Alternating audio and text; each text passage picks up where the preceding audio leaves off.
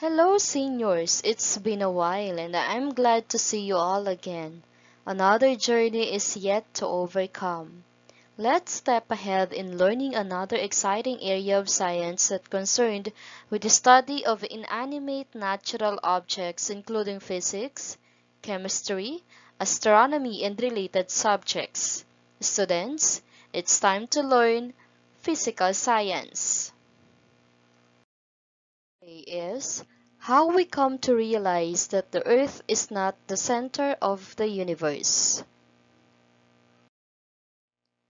At the end of this module, you are expected to explain how the Greeks knew that the Earth is spherical, cite examples of astronomical phenomena known to astronomers before the advent of telescopes, and explain how Brahe's innovations and extensive collection of data in observational astronomy paved the way for Kepler's discovery of his laws of planetary motion. Let's start this discussion with the universe through the eyes of the ancient great thinkers. You have probably gazed at the sky on a clear night and wonder about whether there are aliens or parallel universes out there. With the advent of space explorations, the notion of living in Mars has already been entertained by some people just in case Earth ceases to be a habitable planet in the future. Or maybe you imagine taking vacation on board on a spaceship and your destination is the outer space. Isn't it cool? Man's knowledge about the universe has come a long way. Gone are the days that people fear the occurrence of an eclipse for it means something bad is going to happen. That it's a different story if you were born hundreds or thousands years ago. Ancient people perhaps did not think about aliens or parallel universe or thoughts of going to Mars, but they have definitely wondered and give a lot of thought about how objects seem to move across the sky. As they continue to observe the occurrences around them, the more they become fascinated and curious. Thus, this lead them to their quest for answers and explanations. The knowledge they accumulated through the years about the skies has been applied to their everyday lives. They rely on it to tell the time, in making calendars, in navigation, in architecture, in agriculture, especially on when to sow and when to harvest, and so on. And how about you? Can you tell the time or direction by just observing the sky? Apart from utilizing their knowledge about astronomy in their day-to-day living, they also use this to shed light on some prevalent questions and ideas of their times.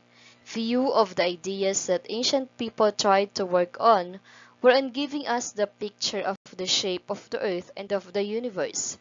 As for the earth's shape, how did the Greeks, though they were not the only one who studied it, come into a conclusion that it's not flat? What were the evidences that they used to support the idea?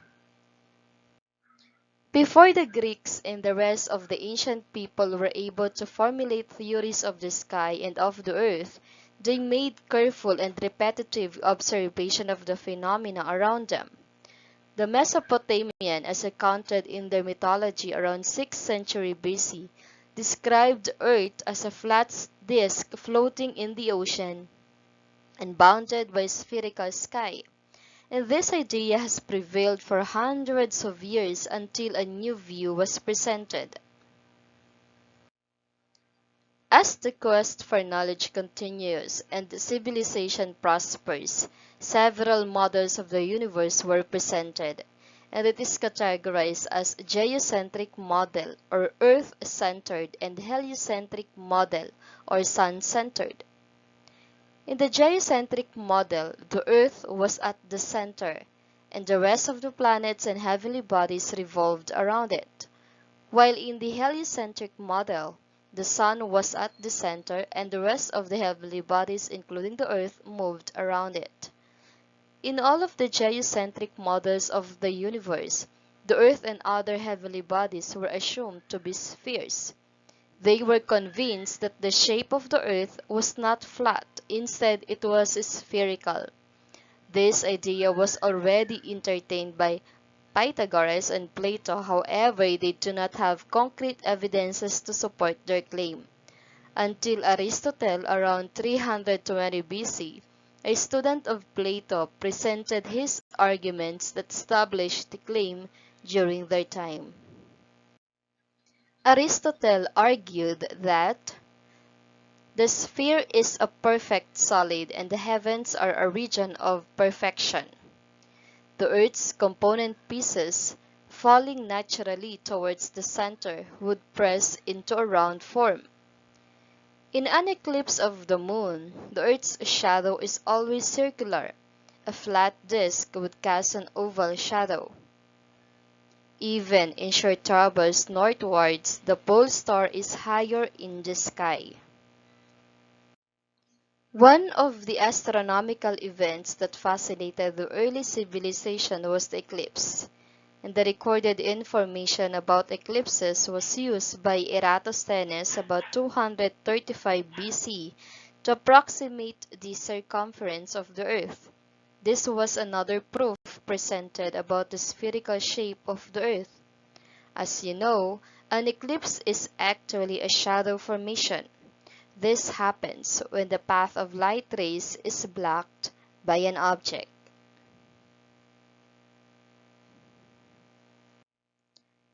While working as a librarian in the University of Alexandria in Egypt, he came across an information that during summer solstice, especially at noontime, sunlight shines directly down a deep well in Syene, a city south of Alexandria, and is reflected back up again. He knew also that no shadow is cast by any object on a noontime. But in Alexandria at the same date and time, a vertical pillar and other structures cast a shadow. And so Eratosthenes measured the shadow cast by a vertical pillar in Alexandria, and he found out that it is 1/8 of the height of the pillar. This is roughly equivalent to 7.2 degree angle between the sun's rays and the vertical pillar, while in Syene it's 0 degree. Based on his calculation, 7.2 degrees is equivalent to 1/50 of a circle. He reasoned that the distance between Alexandria and Syene must be 1/50 or 1/50 the circumference of the Earth, or the Earth's circumference is 50 times the distance between the two cities. Since these two cities are frequently traveled, the distance was measured to be 5,000 stadia or 800 kilometers. So the Earth's circumference is 50 times 5,000 stadia equals 250,000 stadia. The change in the season on Earth were already known and studied by the ancient people even before sophisticated instruments were invented. They realized that the changing season has something to do with the variation of sun's motion. And they also found out that this variation was periodic. They noticed that the sun rises from the east and sets in the west. Here are other pre-telescope astronomical events studied by ancient people. First, phases of the moon. Ancient people have observed that the moon changes its path and its appearance within a period of 29.5 days. They observed that the moon changes appearance from thin semicircular disk to full circular disk. The periodic change of moon's phases was the basis of ancient calendar. Number 2, lunar eclipse. One of the things that caught the attention of the ancient people was the time in a month when the moon or part of it seemed to be covered by a shadow for a brief moment. A phenomenon such as this is known as a lunar eclipse. A lunar eclipse occurs when Earth is between the moon and the sun. Then Earth casts a shadow on the moon. Next is solar eclipse. A solar eclipse occurs when the moon is in between the sun and the earth and the moon partially or completely blocks out the sun. This caused temporary darkness on a daytime. Thus, ancient people feared the occurrence of a solar eclipse since they associate it to the wrath of God to them. Number 4. The motion of the stars. It was also observed that the stars appear to be attached to a celestial sphere that rotates around an axis in one day. Also, the constellations' positions in the night sky vary depending on the time of the year. Let's talk about the visibility of planets. Astronomers have discovered that Mercury, Venus, Mars, Jupiter, and Saturn are planets because they have noticed that the stars are in a fixed position with respect to each other. But there are very bright stars that change positions periodically, which are called wanderers. Now that you have learned about the different astronomical events even before an instrument like telescope was invented, remember that from the information that they gathered, it has resulted to innovation and invention. Moving on, let's have Brahe's innovations. The knowledge about the universe, starting from the ancient time up to the present, has proven to be a dynamic one. The new discoveries weakened the foundation of a theory that thought to be correct and widely accepted for quite a long time. And in the process of revolutionizing the idea, one must be able to back the claim with proof. The best proof one could present is data that is verified and tested for several times, just like the works of Tycho Brahe. Tycho Brahe is said to be the one of the most celebrated Danish astronomers during his time. His patron, the King of Denmark, Frederick II, built him an observatory equipped with an oversized instrument, a brass protractor like cold quadrants, and of course, the naked eyes of the observers. This observatory allowed Brahe to measure with high accuracy the positions of the planets, moon, and the sun. Aside from that, he was able to ascertain some mathematical errors of the data on hand based from the records that was in his possession. Through the years, Brahe continues to record every data and came up with significant results and accurate explanations out from the voluminous data.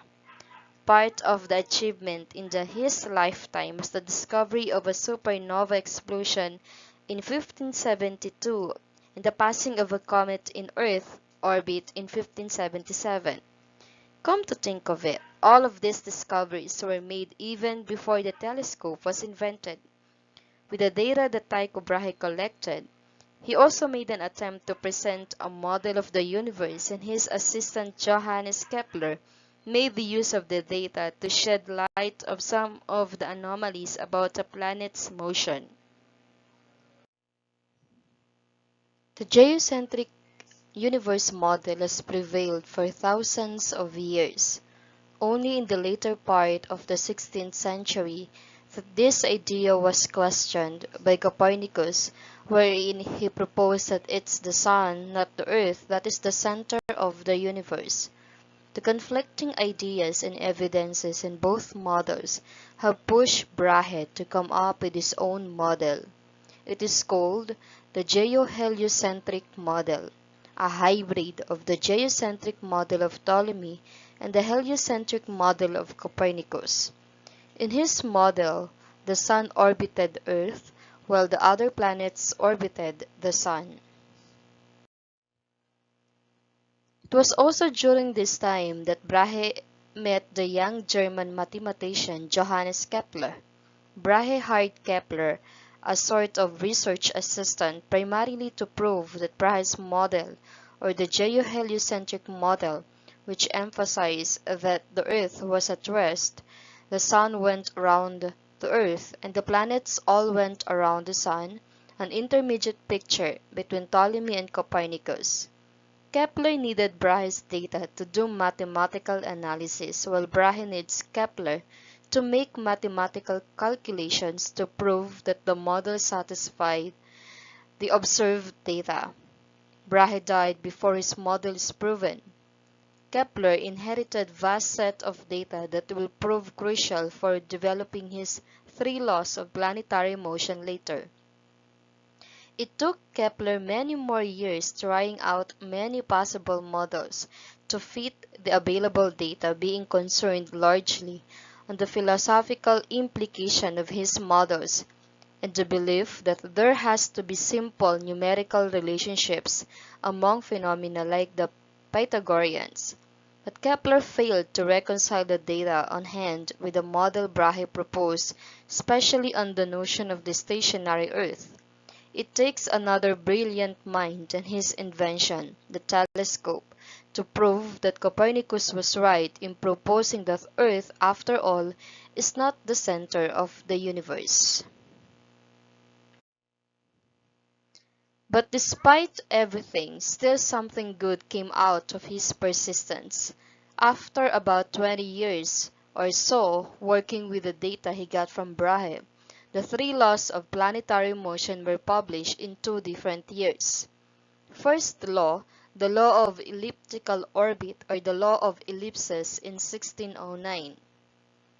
It states that the planets move in elliptical orbits with the Sun at the focus, or denoted as F sub 1. The other focus, or F sub 2, is empty.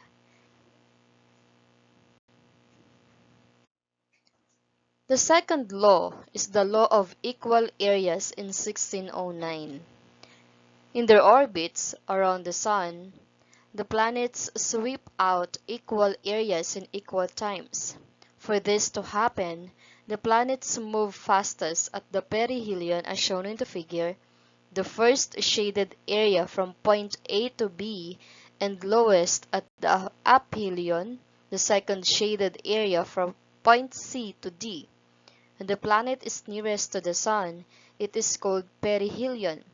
When it is farthest from the Sun, it is called aphelion. The third law is the law of periods in 1619. The ratio of the squares of the periods, or the time needed for one revolution about the Sun of any of the two planets revolving around the Sun, is equal to the ratio of the cubes of their mean distances from the Sun. That is, if T sub 1 and T sub 2 represent the periods for any two planets, and R sub 1 and R sub 2 represent the mean distances from the Sun, then T sub 1 over T sub 2 equals R sub 1 over R sub 2.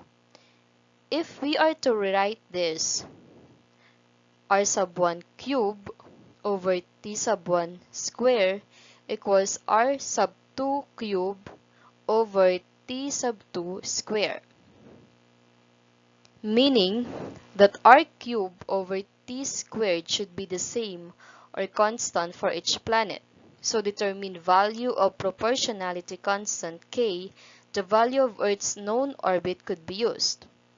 T sub Earth equals 365.24 days, or the time on Earth, while the distance of the Earth equals 149 million kilometers, or 149,600,000 kilometers, or 149.6 times 10 raised to 6 kilometers. So R cube over T squared equals K, or proportionality constant. We can have 149.6 times 10 raised to 6 kilometers cube over 365.24 days square via substitution of the values will yield 2.51 times 10 raised to 19 kilometer cube or cubic kilometer over square days. Thus, ratio of the cube of the mean distance of the Earth from the Sun and the square of its revolution is 2.51 times 10 raised to 19 cubic kilometer over square days. That's the end of our lesson today. It's been my pleasure teaching you one of the amazing topics of physical science, and I really hope you learned something from this video lesson. Thank you, and may God bless us all. Let's meet again in our next video.